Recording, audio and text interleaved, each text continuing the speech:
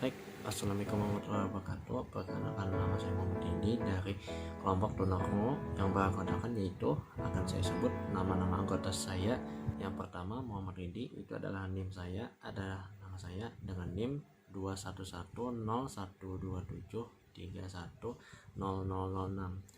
Siti Nurkalisah 2110127220035.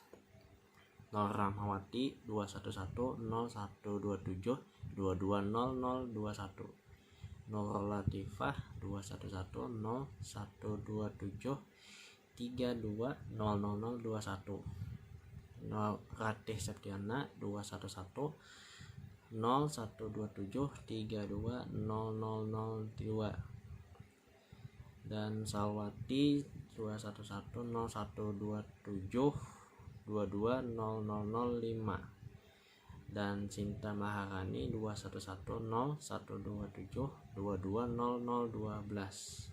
Astrid Zahra Safira 2110127220051. Galih Putri Mahatma 2110127120015. Dan kami akan menjelaskan materi tentang pengertian tunarungu. Dan baik, mari kita dengarkan penjelasan dari anak tunarungu terlebih dahulu. Assalamualaikum warahmatullahi wabarakatuh. Perkenalkan, nama saya Sinta Maharani dari kelas A02. Di sini saya mendapat bagian tugas untuk menjelaskan mengenai definisi anak tunarungu. Anak tunarungu adalah anak yang mengalami gangguan pada organ pendengarannya sehingga mengakibatkan ketidakmampuan mendengar dari tingkatan yang ringan sampai yang berat sekali. Seorang anak tunarungu mengalami ketidaksempurnaan pada bagian pendengaran atau signifikan. Ketulian biasanya hasil dari kerusakan bagian dalam atau saraf telinga. Ketulian dapat disebabkan oleh cacat bawaan, cedera, penyakit, obat-obatan, paparan suara yang keras, atau penguasaan yang terkait usia.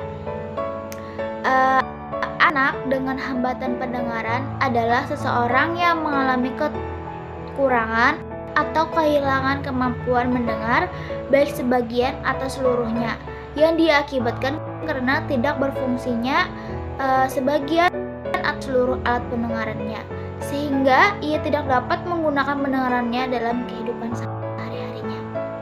Sekian penjelasan dari saya. Mohon maaf jika ada salah. Saya akhiri. Wassalam.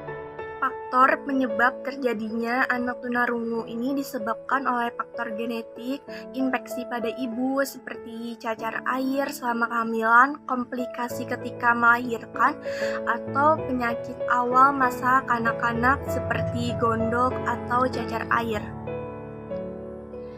Dan faktor ini dibagi menjadi 4. Yang pertama adalah faktor sebelum anak dilahirkan. Ini ada faktor keturunan cacar air, campak, terjadinya leukemia, terus penggunaan pil kina atau obat-obatan dalam jumlah besar, kekurangan oksigen, dan kelainan organ pendengaran sejak lahir.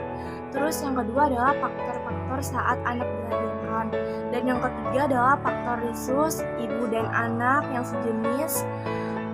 Ada anak lahir prematur, anak lahir menggunakan forceps, alat bantu, terus ada proses kelahiran yang terlalu lama. Dan yang keempat adalah faktor-faktor sesudah anak dilahirkan. Ini ada infeksi, meningitis, pendarahan selaput otak, yang terus ada tunarungu persepsif yang bersifat keturunan. Saya Nur Rahmawati akan menjelaskan tentang klasifikasi tunarungu berdasarkan kehilangan pendengaran. Kondisi tunarungu sangat ringan, di mana untuk ukuran 27-40 desibel masih mampu mendengar suara dalam jarak yang dekat, sehingga dalam proses pembelajaran kesulitan ini masih bisa diatasi. Kedua, ada kondisi tunarungu ringan, di mana 41-55 desibel masih mampu mendengar suara dalam jarak pijak kaki dan harus berhadapan-hadapan, di mana dalam kondisi ini seorang yang mengalami kondisi ini harus memakai alat bantu pendengaran serta latihan terapi bicara, dikarenakan kurangnya kosakata yang masuk ke otak sehingga berpengaruh pada kemampuan bicara. Ketiga, ada kondisi tunarungu sedang 50-76 desibel. Pada tingkat ini sudah membutuhkan alat bantu pendengaran sepanjang waktu dan anak tunarungu pada kondisi ini masih dapat belajar berbicara dengan menggunakan bantuan pendengaran. Selanjutnya akan dijelaskan oleh Beli. Assalamualaikum warahmatullahi wabarakatuh. Saya Gali Putri Mahatma ingin melanjutkan presentasi tentang tunarungu. Kondisi tunarungu berat. Pada tingkat ini, anak kondisi tunarungu tidak dapat belajar berkomunikasi tanpa adanya teknik-teknik khusus. Dan secara edukatif, anak dalam tingkat ini sudah dianggap tuli. Kebutuhan untuk belajar bahasa juga sudah mulai mengemuka pada tingkatan kondisi tersebut. Kondisi tunarungu parah, ekstrim, atau tuli. Pada sebagian kecil kelompok, dalam tingkatan ini mungkin masih dapat mendengar suara yang keras. Orang tunarungu dalam tingkatan ini cenderung untuk mendengarkan suara melalui getaran daripada suara. Jika kita melihat berdasarkan saat terjadinya, kondisi tunarungu dapat dibedakan menjadi dua, yaitu tunarungu prabahasa dan tunarungu pasca bahasa. Hai, saya Siti Nurholisa akan menjelaskan tentang karakteristik dari anak tunarungu. Karakteristik anak tunarungu sendiri itu dapat dilihat dari berbagai macam aspek. Yang pertama dari segi fisik, yang kedua dari segi bahasa, dan ketiga dari segi intelektual, dan yang terakhir dari segi sosial dan emosional. Dari segi fisik sendiri itu ada 3 macam. Yang pertama cara berjalannya yang kaku dan agak membungkuk. Yang kedua pernapasannya pendek dan tidak teratur. Dan yang ketiga cara melihatnya agak sedikit beringas. Sedangkan dari segi bahasa itu ada 3. Yang pertama kosakata yang dimiliki tidak banyak. Yang kedua sulit mengartikan kata yang mengandung ungkapan. Dan yang terakhir tata bahasanya kurang teratur. Dari segi intelektual itu ada 1, yaitu perkembangan akademiknya lumayan lambat dibandingkan anak-anak normal pada biasanya.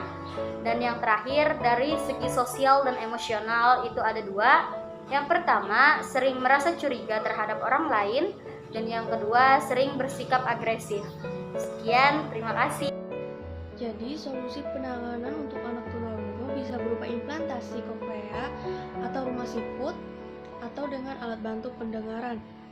Salah satu solusi untuk anak tunarungu adalah sekolah inklusi. Media pembelajaran untuk anak tunarungu adalah media stimulasi visual dan juga media stimulasi auditoris. Untuk media stimulasi visual bisa berupa cermin artikulasi, benda asli atau tiruan, gambar disertai tiruan, dan juga pias kata. Sedangkan media stimulasi auditoris bisa berupa speech training, alat musik, tape recorder, dan juga berbagai sumber suara. Sedangkan untuk berkomunikasi bisa menggunakan bahasa isyarat. 6. Penerimaan diri. Orang tua serta keluarga memegang tanggung jawab dan peran yang penting dalam perkembangan anak berkebutuhan khusus. Penerimaan diri orang tua terhadap anaknya adalah perhatian, canda tawa, dan kasih sayang. Berikutnya adalah aspek-aspek penerimaan diri, yang terbagi menjadi 2. Assalamualaikum warahmatullahi wabarakatuh. Perkenalkan, nama saya Nur Latifah. Saya dari kelompok tunarungu. Ingin menjelaskan tentang aspek penerimaan diri terhadap anak tunarungu. Aspek penerimaan diri orang tua terhadap anaknya yaitu 1. Menghadapi anak sebagai individu. 2. Menilai anak sebagai diri yang unik. 3. Memberikan apa yang dibutuhkan oleh anaknya. Kemudian faktor-faktor yang mempengaruhi penerimaan diri yang positif yaitu adanya pemahaman tentang diri sendiri, adanya hal yang realistis, tidak adanya hambatan di dalam lingkungan, serta sikap anggota masyarakat yang menyenangkan.